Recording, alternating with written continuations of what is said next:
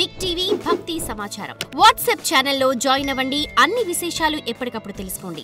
కాశీఖండంలో ఆయన గురించి ఒక అద్భుతమైనటువంటి విశేషం చెప్తారు.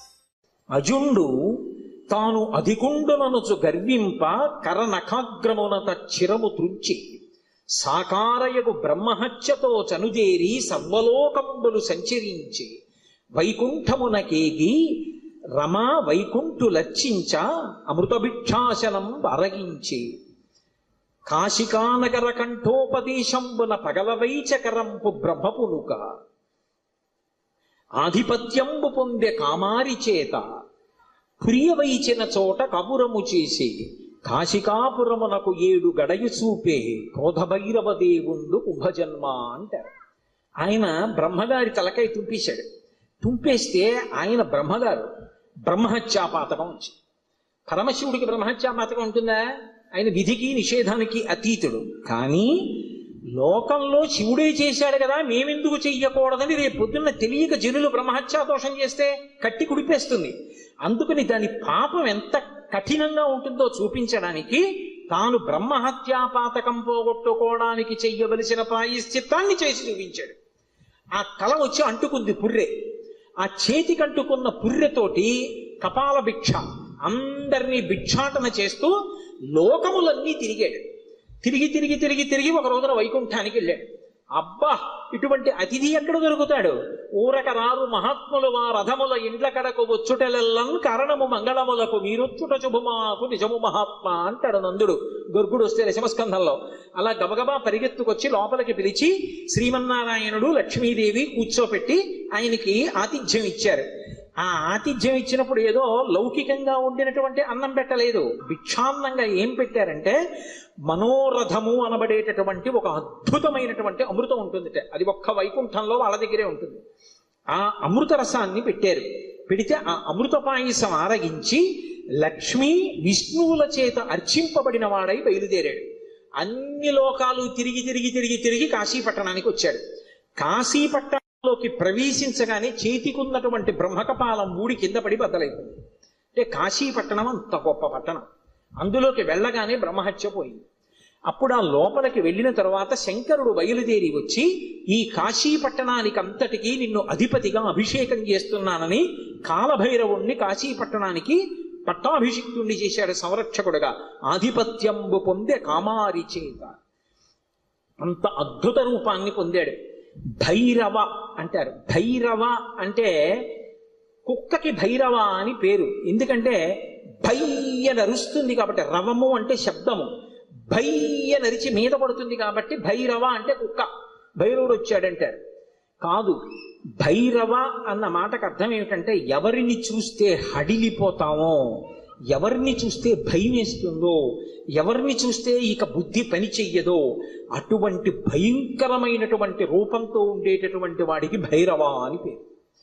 లోకంలో ఎవరైనా సరే బాగా పాపములు చేసి చేసి చేసి చేసి చేసి చేసి శరీరం విడిచిపెట్టేశారనుకోండి, ఈ లోకం విడిచిపెట్టి వెళ్ళిపోయేటప్పుట భైరవయాతన అని ఉంటుంది. ఆయన క్రోధ రూపంతో వెంటబడతాడు బెత్తం పట్టుకుని. ఆయన్ని చూసేటప్పటికి భయపడి చెమటలు కక్కుతూ పరిగెడతారు. పరిగెత్తి పరిగెత్తి పరిగెత్తి దాహార్తితో యమసదనం దగ్గర అగ్నిజ్వాలలతో ఉంటుంది తోరణం. ఆ తోరణం కింద నుంచి దూరుతాడు కాలిపోతూ. ఆ దోషం పోవాలి అంటే కాలభైరవ దర్శనం చేస్తారు. కాఠ్మండూలో కాశీపట్టణంలో కాలభైరవ దేవాలయాలు ఉన్నాయి. కాలభైరవ దర్శనం చేస్తే భైరవ దండన అని ఆయన వేస్తాడు. ఓ బెత్తం పెట్టి ఓసారి వీపు మీద కొడతారు ఇలాగా. అంటే అక్కడతో ఆ పాపాన్ని తీసేస్తాడు. ఆ చాలా అనుగ్రహమూర్తి. అలాగే కార్తీక మాసంలో వచ్చేటటువంటి పౌర్ణమి నాడు జ్వాలాతోరణం చేస్తారు. కొత్త గడ్డి తీసుకొచ్చి తోరణం కట్టి ఆ గడ్డి అంతా పెట్టి ఆవు నెయ్యి పోసి వెలిగిస్తారు. వెలిగించి పార్వతీ పరమేశ్వరులు పల్లకీలో వెళుతుంటే హరహర మహాదేవ శంభో శంకర అంటే భక్తులు కూడా పల్లకీతో వెళ్ళి మళ్ళీ వస్తూ ఉంటారు. ఎందుకు అలా వెళ్ళి వస్తూ ఉంటారు అంటే నరకలోకానికి వెళ్ళి అగ్నితోరణం కింద నుంచి దూరవలసినటువంటి అగత్యాన్ని తీసేసి ఇక్కడే అగ్నితోరణం కింద నీవు అక్కడ చూడక్కర్లేదురా, నేను నీకు అండ ఉంటాను, బెంగ పెట్టుకోకని ఆయన నడిచి ఆయన వెనక మనం నడిస్తే ఇంకా అక్కడ అగ్నితోరణం చూడక్కర్లేదు, తిన్నగా మంచి లోకాలకు వెళ్ళిపోతాడు. దానికోసం ఇక్కడ ఆయన అద్భుతమైనటువంటి జ్వాలాతోరణం చేస్తాడు మనం చేస్తే అనుగ్రహాన్ని శంకరుడి ద్వారా పొందుతామని. అందుకని భైరవ అంటారు. శంకర భగవత్పాదులు కాలభైరవుని యొక్క వైభవం మీద ఒక అష్టకం చేశారు. దేవరాజ సేవ్యమాన భావనాంగ్రి పంకజం వ్యాళ యజ్ఞ సూత్రం ఇందు శేఖరం కృపాకరం నారదాది యోగి బృంద వందితం దిగంబరం కాశికాపురాధినాథ కాల భైరవం భజే. నారదాది యోగి బృంద వందితం దిగంబరం అంటారు. ఆయన నారదుడు వంటి యోగి బృందముల చేత నృతింపబడుతూ ఉంటాడు. దేవరాజ సేవ్యమాన భావనాంగ్రి పంకజం, పావనాంగ్రి పంకజం. దేవరాజు అంటే ఇంద్రుడు, ఇంద్రాదుల చేత పూజింపబడేటటువంటి పాదపద్మములు కలిగినటువంటి వాడు. వ్యాళయజ్ఞ సూత్రం ఇందు శేఖరం కృపాకరం. ఆ చంద్రబింబాన్ని శుక్లపక్షంలో ఉండేటటువంటి తదియనాటి చంద్రరేఖని కొప్పులో ధరించి ఉంటాడు ఆయన. వ్యాళయజ్ఞ సూత్రం ఇందు శేఖరం కృపాకరం నారదాది యోగి బృంద వందితం దిగంబరం. ఆయన దిక్కులన్నీ ఆయనకి అంబరములై ఉంటాయి. ఆ దిక్కులు అంబరములై ఉన్న మీదట కొత్తగా ఇక వస్త్రాన్ని కట్టుకోడు, దిశములతో ఉంటాడు. అది ఒకటి. అసలు తెలుసుకోవలసిన రహస్యం వేరే ఉంటుంది. ఎప్పుడైనా మీరు శివాలయంలోకి వెళ్ళినప్పుడు కాలభైరవ దేవాలయానికి వెడితే బట్ట ఉండదు, ఆయన దిగంబరంగా నిలబడి ఉంటాడు. ఎందుకు అలా ఉంటాడు అంటే దానికి ఒక కారణం ఉంది. అంబరము దేనికి కట్టుకుంటారు అంటే, వస్త్రము కట్టుకున్నాడు అన్న మాటకి తాత్వికమైనటువంటి అర్థం ఏమిటి అంటే, లజ్జ పొంది ఉన్నారు, ఎవరు తనని చూసి సంతోషించాలో వాళ్ళు మాత్రమే సంతోషించాలి తప్ప అన్యులు తనని ఇంకొకలా చూడకుండా ఉండడానికి వస్త్రం కట్టుకుంటారు. సభాముఖంగా అంతకన్నా మాట్లాడకూడదు. బట్ట దేనికి కట్టుకుంటారు అంటే, ఏ పురుషుడు తనని ఎలా చూడాలో అలాగే చూడాలి. భర్త అయితే దాని అవసరం లేదు, భర్త కానివాడు ఇంకొకలా చూడ్డానికి వీల్లేదు. అంబరము ధరించి ఉంటారు. అంబరము భక్తికి సంకేతం. భక్తి అంబరమును కట్టుకుంటారు. భక్తి అంబరం కట్టుకుంటే పురుషుడి చేత ఆకర్షింపబడతాడు. ఎవరా పురుషుడు? ఒక్కడే పురుషుడు. పతిం విశ్వస్యాత్మేశ్వరగం శాశ్వతగం శివమచ్యుతం. ఆ భగవంతుడు ఒక్కడే పురుషుడు. ఆధ్యాత్మిక సంప్రదాయంలో అందరం స్త్రీలమే. మనందరికీ పతి ఆయన. ఆయన కొరకు భక్తి అన్న బట్ట కట్టుకుంటాం.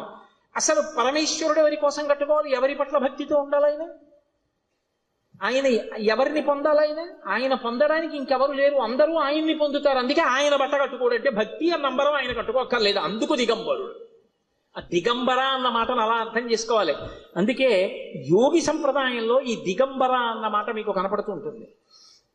కాబట్టి నారదాది యోగి బృంద వందితం దిగంబరం కాశికాపురాధినాథ కాలభైరవం భజే. అటువంటి కాలభైరవుణ్ణి నేను భజిస్తున్నాను. భానుకోటి భాస్వరం భవాబ్ది తారకం ప్రభుం నీలకంఠమీప్సితార్థదాయకం త్రిలోచనం కాలకాలమంబుజక్షమక్షశూలమక్షరం కాశికాపురాధినాథ కాలభైరవం భజే. ఇప్పుడు నేను అష్టకం అంతా ఎక్కడ చెప్పను. భానుకోటి భాస్వరం, కోటి మంది సూర్యులు ఉదయిస్తే ఎలా ఉంటుందో ఆయన కాంతి అలా ఉంటుంది. భవాబ్ది తారకం ప్రభుం, సంసారం అనే సముద్రాన్ని దాటించేస్తాడు ఆయన పాదాలు పట్టుకుంటే. నీలకంఠమీప్సితార్థదాయకం త్రిలోచనం, నీలకంఠుడై హలాహల భక్షణం చేసినటువంటి శంకరుడై లోకములను అనుగ్రహించగలిగిన వాడై భక్తజనుల యొక్క ఈప్సితములను తీర్చగలిగిన వాడై ఉంటాడు. నీలకంఠమీప్సితార్థదాయకం త్రిలోచనం కాలకాలమంబుజక్షమక్షశూలమక్షరం, చేతిలో అక్షమాల పట్టుకుని జ్ఞానాన్ని ఇవ్వగలిగిన వాడై ఉంటాడు. అందుకే అక్షమాల అంటే ధ్యాన స్థితిని కటాక్షిస్తాడు. పుస్తకాలు చదవడం గొప్ప కాదు, ధ్యానం చేయగలిగి ఉండాలి. ఆ మనస్సు చెప్పినప్పుడు మాట వినాలి. పిలవగానే మనసు వెనక్కొచ్చి ఎవరిని చూడమంటున్నానో వాళ్ళని చూడాలి. రా చూడు పార్వతీ పరమేశ్వరుల పాదద్వంద్వాన్ని అనేటప్పటికీ అది గబగబా వచ్చి కూర్చుని చూడడం అలవాటు అవ్వాలి. మనసు ఎలా వినాలి అంటే కుక్క మాట విన్నట్టుగా వినడం, ఎద్దు మాట విన్నట్టుగా వినడం మనసుకి రావాలి. కుక్క చూడండి అన్నాను అనుకోండి పరిగెత్తుకొస్తుంది, కుక్క పిలిస్తే వచ్చినట్టు. ఎద్దు చూడండి కొత్తగా గిత్తని బండికి కట్టారనుకోండి, బండి ఎత్తి పట్టి రైతు దా దా అంటే అది రాదు. బలవంతంగా తీసుకొచ్చి కాడి మెడ మీద పెట్టారనుకోండి తోసేస్తుంది, అటుపోతుంది ఇటుపోతుంది. 4 మాటలు అలవాటు చేసి కొట్టి దుక్కి దున్నించి చేశాడనుకోండి, ఆ తర్వాత రైతు ఇక ఎద్దు దగ్గరికి వెళ్ళడు. వచ్చి ఆ బండి కాడి పట్టుకుని ఇలా పైకి ఎత్తి పట్టుకుంటాడు. ఇలా ఎత్తి పట్టుకుని ఆ 2 కాడిలా సమానంగా వస్తుంది అంటాడు. 2 ఎద్దులు నిద్రపోతున్నవి లేచి ఒళ్ళు విరుచుకొచ్చి మెడపెట్టేస్తాయి. పిలవలేదు ఆయన, ఏమి దా అని కూడా అనలేదు, అంటే చాలు 2 ఎద్దులు వచ్చాయి. అలా అన్నంత మాత్రం చేతనే ఎద్దులు వచ్చేస్తుంటే సాధన చేత మనసు వెనక్కి రావద్దు, రావాలి. అలా వచ్చేటట్టు చెయ్యగలిగిన వాడు, సాధనా బలాన్ని అనుగ్రహించగలిగిన వాడు కాలభైరవుడు. కాలస్వరూపంతో ఉంటాడు. అందుకే కాలకాలమంబుజక్షమక్షశూలమక్షరం కాశికాపురాధినాథ కాలభైరవం భజేత్. అందుకే కాలభైరవష్టానికి ఫలశ్రుతి చెప్తూ కాలభైరవష్టకం పఠంతి ఏ మనోహరం జ్ఞానముక్తి సాధనం విచిత్ర పుణ్యవర్ధనం శోకమోహ దైన్య లోభ కోపతాపనాశనం తే ప్రయాంతి కాలభైరవంగ్రి సన్నిధిం ధ్రువం అంటారు. ఎవరు కాలభైరవాష్టకాన్ని చదువుకుని ప్రతిరోజు కాలభైరవుడికి నమస్కరిస్తాడో వాడికి భక్తి, చిత్తశుద్ధి, వైరాగ్యము, జ్ఞానము, చిట్ట చివర మోక్షము ఆయన అనుగ్రహిస్తాడు. శరీరం విడిచిపెట్టిన తరువాత భైరవయాతన పొందకుండా మోక్షమును అనుగ్రహించగలడు అంటే ఆయన ఎంతటి శక్తివంతుడో మీరు ఆలోచించవచ్చు. కాశికా పట్టణానికి అంతటికీ కూడా అధిపతి అయి ఉంటాడు. అటువంటి మహానుభావుడైనటువంటి కాలభైరవుని యొక్క స్మరణము చాలు, సమస్త పాపములు నశించిపోతాయి. అంత గొప్ప కాలభైరవుడు శివాలయంలో ఈశాన్య దిక్కున నటరాజస్వామి వారి పక్కన విరాజమానుడై ఉంటాడు. For more videos like this, subscribe Big TV channel.